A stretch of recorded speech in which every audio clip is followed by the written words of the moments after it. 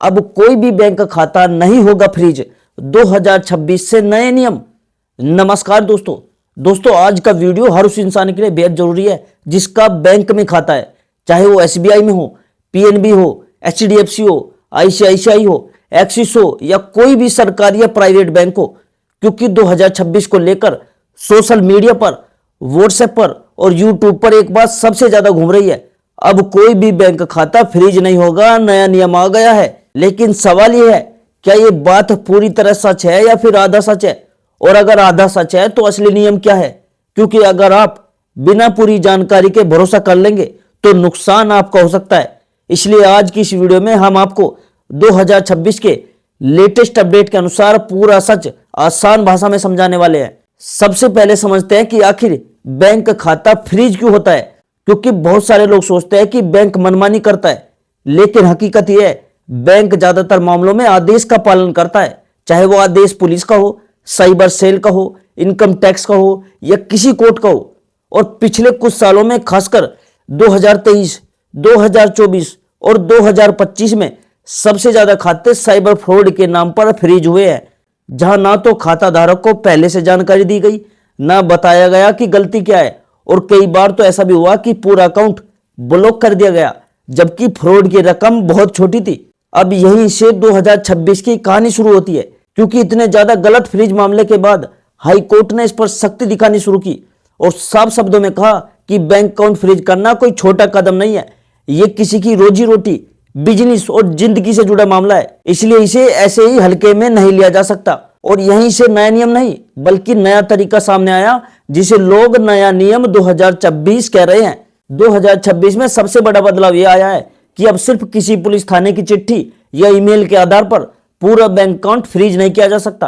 Court ने साफ कहा है, अगर अकाउंट फ्रीज करना है तो उसके पीछे वैध कारण होना चाहिए, लिखित आदेश होना चाहिए और सबसे जरूरी बात, जिस रकम पर शक है सिर्फ उसी रकम पर रोक लगानी चाहिए, पूरे अकाउंट पर नहीं। मान लीजिए अगर किसी खाते में 5 लाख रुपए हैं और विवाद सिर्फ 20,000 रुपए का है तो पूरे 5 लाख को ब्लॉक करना गलत माना जाएगा। अब बहुत जरूरी बात समझिए, 2026 में ऐसा नहीं कहा गया कि अब कभी भी कोई भी बैंक खाता फ्रीज ही नहीं होगा, बल्कि यह कहा गया है कि बिना नियम, बिना प्रक्रिया और बिना सबूत के फ्रीज नहीं होगा।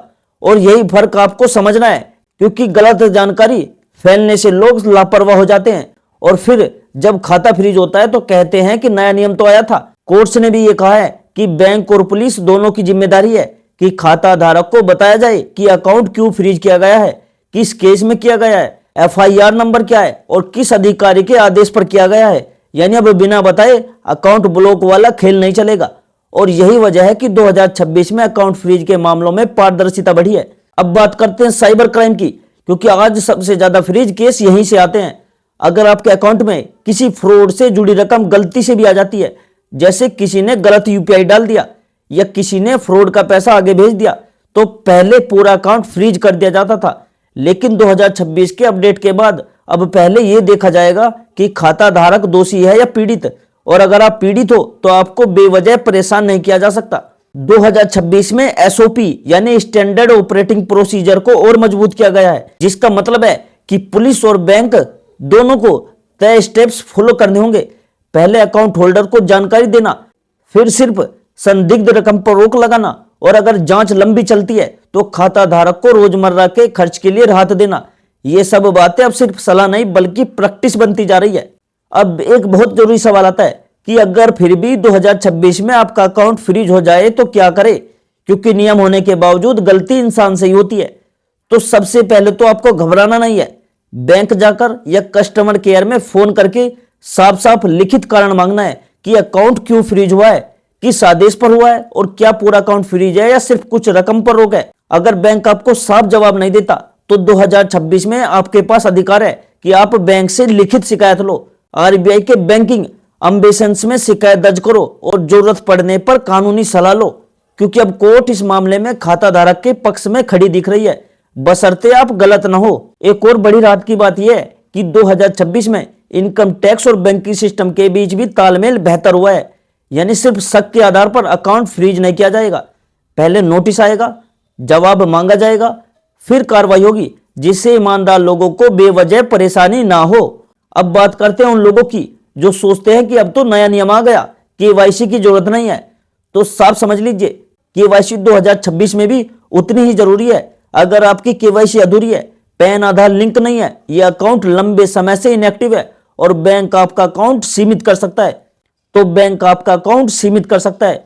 इससे फ्रीज जैसा ही समझा जाता है। इसलिए नियम का फायदा तभी मिलेगा जब आप अपनी जिम्मेदारी भी निभाओगे।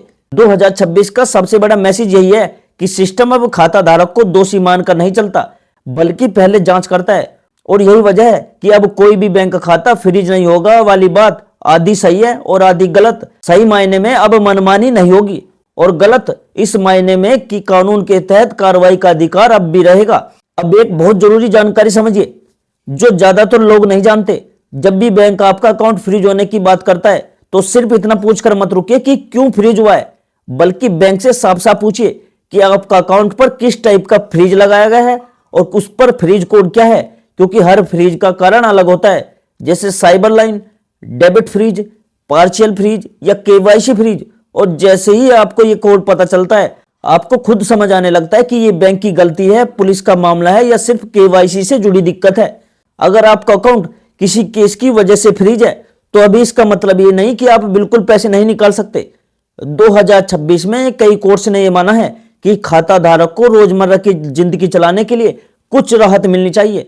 इसलिए आप बैंक को लिखित में आवेदन देकर लिमिटेड रकम निकालने की अनुमति मांग सकते हो, खासकर किराया, बच्चों की फीस, मेडिकल खर्च या राशन जैसी जरूरी खर्चों के लिए।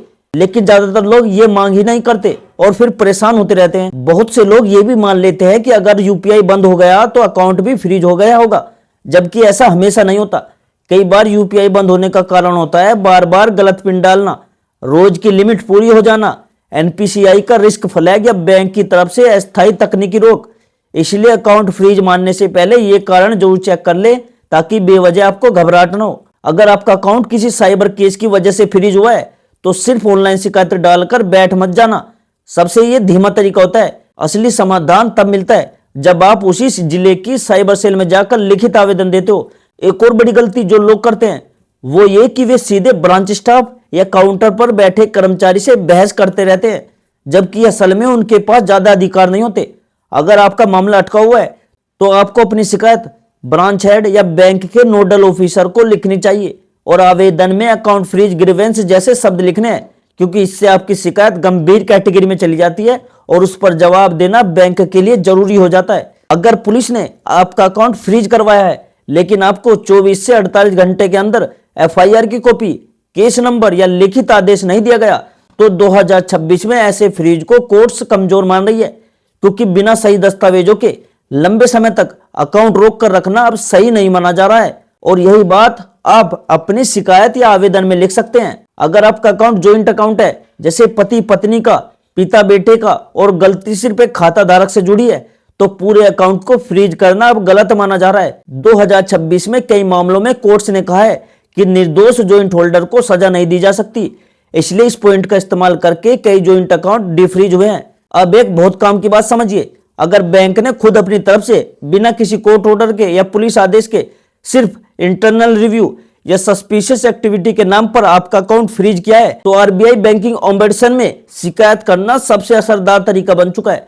2026 में ऐसी शिकायतों पर बैंक को तय सवाब में जवाब देना पड़ता है और कई बार अकाउंट खुद ब खुद खुल जाता है। बहुत लोग ये भी सोचते हैं कि अगर पैन और आधार लिंक नहीं है तो अकाउंट कभी भी फ्रीज नहीं हो सकता, जबकि ये पूरी सच्चाई नहीं है। पैन आधार लिंक होने के बावजूद अगर अकाउंट फ्रीज है तो समझिए मामला केवाईसी का नहीं बल्कि साइबर, लीगल या ट्रांजैक्शन पैटर्न से जुड़ा हो सकता है और इससे आपको सही दिशा में समाधान ढूंढने में मदद मिलती है। तो दोस्तों 2026 में नया नियम नहीं बल्कि नया सिस्टम आया है जो कहता है कि अब बैंक खाता फ्रीज होगा तो नियम से होगा, वजह से होगा और जरूरत भर ही होगा। पूरा अकाउंट यूं ही बंद नहीं किया जाएगा। और अगर दोस्तों आपको हमारी ये जानकारी काम की लगी हो तो वीडियो को लाइक जरूर करिए, चैनल को सब्सक्राइब कीजिए और मुझे कमेंट में बताइए कि क्या आपका अकाउंट कभी भी फ्रीज हुआ है या नहीं। और दोस्तों आप कौन से शहर से और किस स्टेट से मेरी वीडियो देखते हो, मुझे कमेंट में उस शहर का नाम या राज्य का नाम जरूर लिखना। और दोस्तों मैं मिलता हूं आपसे अगली वीडियो में एक नई जानकारी, एक नए टॉपिक के साथ। तब तक के लिए जय हिंद, जय भारत।